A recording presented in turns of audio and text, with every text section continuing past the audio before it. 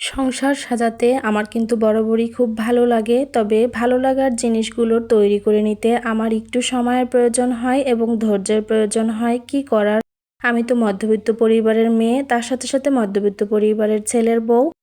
তো যাই হোক, আমার শখগুলো আস্তে আস্তেই পূরণ করব ইনশাল্লাহ, তাতে আমার কোনো সমস্যা নাই। আস্তে আস্তে শখ পূরণ করার মধ্যে কিন্তু অন্যরকম একটা আনন্দ পাওয়া যায়। তো হ্যালো এভরিওয়ান, আসসালামু আলাইকুম, welcome back to my new another blog. মাসফিজ অল্ড ব্লগ থেকে মাসফির মম বলতেছি। কি অবস্থা সবার, কেমন আছেন সবাই? আই হোপ যে যেখানে আছেন ভালো আছেন, সুস্থ আছেন। তো আজকের ব্লগটি শুরু করলাম সকালের নাস্তা তৈরির থেকে। সকালবেলা কিন্তু আমি রেগুলারই রুটি বানাই, মাঝে মাঝে বানানো হয় না।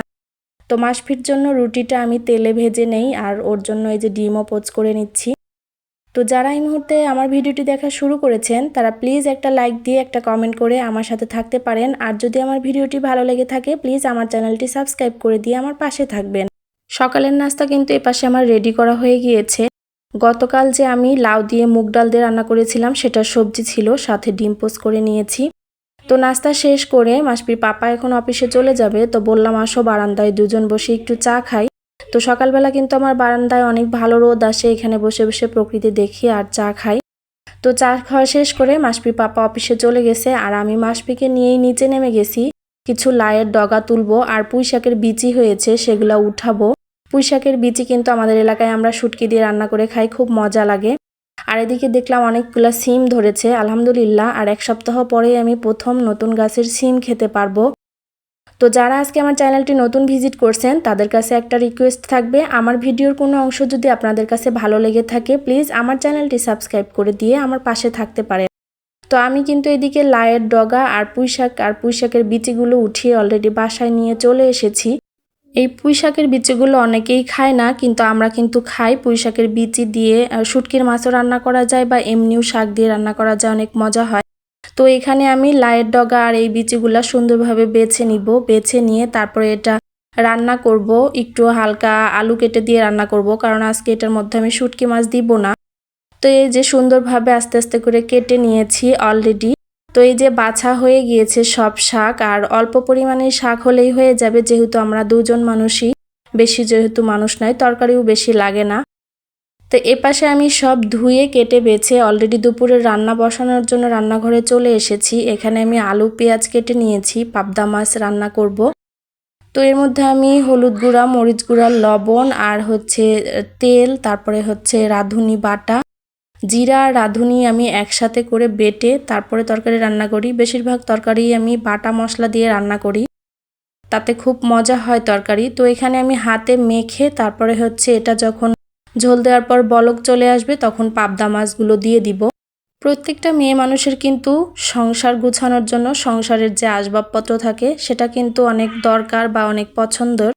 তো আমারও কিন্তু তার ব্যতিক্রম নয়, আমারও খুব পছন্দ। তবে যেহেতু বিভিন্ন জায়গায় মুভ করতে হবে হাজবেন্ডের জবের জন্য, তার জন্য আমি ইচ্ছা করেই জিনিসপত্র কিছু বানাই নাই, যে অল্প পরিমাণে জিনিসপত্র নিয়ে থাকি, কারণ মুভ করতে গেলে কিন্তু অলরেডি জিনিস অনেক নষ্ট হয়ে যায়। তো এখন দেখলাম যে অনেক দিন তো এভাবে থাকলাম, এখন আস্তে আস্তে করে আমি আলহামদুলিল্লাহ জিনিসপত্র বানানো শুরু করি। তো এর কথা বলতে বলতে আমি কিন্তু তরকারির মধ্যে মাছ দিয়ে নিয়েছি, এখন মাছগুলো আলতো হাতে উল্টিয়ে নিব। উল্টিয়ে নিয়ে তারপরে আমার তরকারি কিন্তু হয়ে যাবে, ঝোলটা শুকিয়ে নিব। তো এই যে আলহামদুলিল্লাহ আমার দুপুরের তরকারি রান্না কমপ্লিট হয়ে গিয়েছে। এই দুটো তরকারি দিয়েই আমাদের রাত পর্যন্ত হয়ে যাবে। দুপুরে খাওয়া দাওয়া শেষ করে হঠাৎ করে রেস্ট করতেছিলাম, তখন হচ্ছে ফার্নিচারের দোকান থেকে ফোন আসলো, বলল যে ফার্নিচার বার্নিশ করার আগে দেখে যেতে হবে। তো কেবল একটা বার্নিশ করেছে, তো আমি হচ্ছে দেখতে চলে আসলাম। তো এটাই হচ্ছে আমার শখের একটা জিনিস, বানাতে দিয়েছি। তো একটু একটু করে কমপ্লিট হচ্ছে। 2-3 মাসের মতো সময় লাগলো এটা বানাতে। তো আস্তে আস্তেই বানাতে বলেছি, আস্তে আস্তে বানালে জিনিসটাও আমার ভালো হবে। তো এখন কিন্তু আস্তে আস্তে সংসার জীবন বাড়তেছে, দেখলাম মুভ করতে হবে, তো কোনো সমস্যা নাই, আমি জিনিসপত্র একটা একটা করে বানাবো। আর এই জিনিসগুলা কিন্তু সেগুন কাঠের, এখানে ভালো সেগুন কাঠ পাওয়া যায়, তাই আমি এখান থেকে চিন্তা করতেছি সবগুলা জিনিসই আস্তে আস্তে করে বানাবো। একটা একটা করে আলহামদুলিল্লাহ আমি সব জিনিস এখন বানানো শুরু করে দিব। তো এই যে দোকান থেকে বের হয়ে হেঁটে হেঁটে কিন্তু এখন বাসায় চলে যাব, কারণ এখান থেকে বাসাটা খুব একটা দূরে না।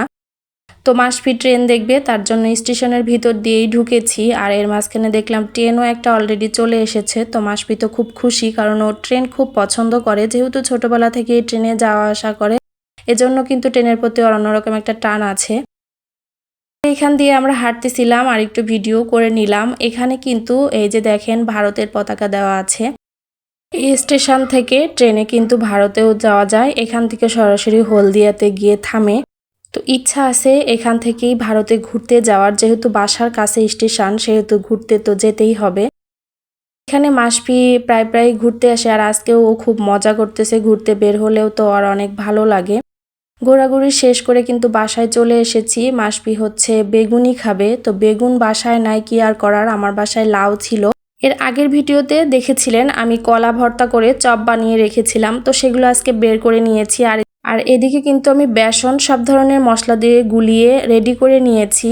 আর এখানে তেলটা গরম করে দিচ্ছি বেগুনি মচমচে করার জন্য। বেগুনির তেল গরম হলে তেলটা বেগুনির ডোর মধ্যে দিয়ে গুলিয়ে নেবেন, তাহলে কিন্তু বেগুনিটা অনেক মচমচা থাকে। প্রথমে আমি লাউগুলাই বেসনে ডুবিয়ে সেটা ভেজে নিব, লাউয়ের চপ। তারপরে আস্তে আস্তে করে আমি সব কিছুই ভেজে নিব। আমি লাউ দিয়েই প্রথম কিন্তু চপ ভাজি করলাম, কিন্তু অসম্ভব রকমের মজা হয়েছে। আমি শসা দিয়েও ভাজি করে খেয়েছি, কিন্তু বেগুন না থাকার জন্য আজকে বাধ্য হয়ে আমি লাউ দিয়ে করেছি, কারণ মাসফি অনেক পরিমাণে বেগুনি খেতে চেয়েছিল। যেহেতু বাইরে গিয়েছিলাম, বাইরের খাবার খাওয়াই নাই, তো বলেছি বাসায় গিয়ে বানিয়ে দিব। আমি কিন্তু ধনিয়া পাতারও চপ বানিয়ে নিচ্ছি। আর ধনিয়া পাতার চপগুলো মাসফির পাপা মাশাল্লাহ অনেক পছন্দ করেছিল, আর অনেক মজা হয়েছিল। তারপর আমি আস্তে আস্তে করে এই যে কাঁচা কলার যে চপগুলো গড়িয়ে রেখেছিলাম, সেগুলো আস্তে আস্তে করে বেসনে দিয়ে এটা ভেজে নিব। এটা কাঁচা কলার চপও আমি আজকে প্রথম বানাচ্ছি, কিন্তু একদম আলুর চপের মতো খেতে হয়েছিল, বোঝাই যাচ্ছিল না যে আলু দিয়েছি না কাঁচা কলা দিয়েছি। তো অসম্ভব রকমের মজা হয়েছিল চপগুলা খেতে। সবাই আলহামদুলিল্লাহ অনেক মজা করে খেয়েছি। আর শীতের সময় এই ধরনের চপ খেতে কিন্তু আলহামদুলিল্লাহ অনেক ভালো লাগে। চপ ভাজার সাথে সাথে আবারও একটা রিকোয়েস্ট করব, ভিডিওটি যদি বেশি ভালো লেগে থাকে আপনাদের কাছে, তাহলে ফ্রেন্ডস এবং ফ্যামিলির সাথে শেয়ার করতে পারেন। তো অলরেডি আমার কিন্তু 3 রকমের চপ হয়েছে। এখানে কাঁচকলার চপ, আর লাউ দিয়ে চপ ভাজি করেছি, আর ধনিয়া পাতার চপ। তো মাসফিকে এখন এগুলা খেতে দিব, ও অনেকক্ষণ ধরে অপেক্ষা করে বসে আছে। চপগুলা দেখতে যেমন মাশাল্লাহ হয়েছে, খেতেও কিন্তু আলহামদুলিল্লাহ অনেক মজা হয়েছিল। যেহেতু খাওয়ার পরেই ভয়েস ওভারটা দিয়েছি, মাশাল্লাহ অনেক মজা হয়েছিল খেতে। বাজারের চেয়ে বাসায় বানায় খাওয়াই বেশি মজা। এখন আমি মাসফিকে নিয়ে দিব, দেখি ও খেয়ে কি বলে। তো অলরেডি আমি মাসফির কাছে নিয়ে চলে এসেছি, ও কিন্তু খেয়ে অনেক খুশি হয়েছে। চপ খাওয়ার সাথে সাথে আজকের ভিডিওটা এখানে শেষ করে দিচ্ছি। দেখা হয়ে যাবে নেক্সট কোনো ভিডিওতে। ততক্ষণ পর্যন্ত সবাই ভালো থাকবেন, সুস্থ থাকবেন, আমাদের জন্য দোয়া রাখবেন। আল্লাহ হাফিজ সবাইকে।